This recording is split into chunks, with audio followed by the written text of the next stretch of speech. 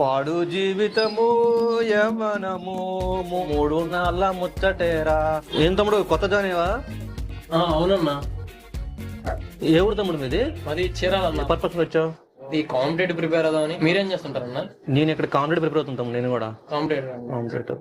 ఇక్కడ ఈ రూమ్ లో ఇంకా మన రూమ్ లో ఎవరెవరు ఉంటారు అసలు ఇక్కడ? రూమ్ లో అయితే 4 ఉంటారు. అవునన్నా.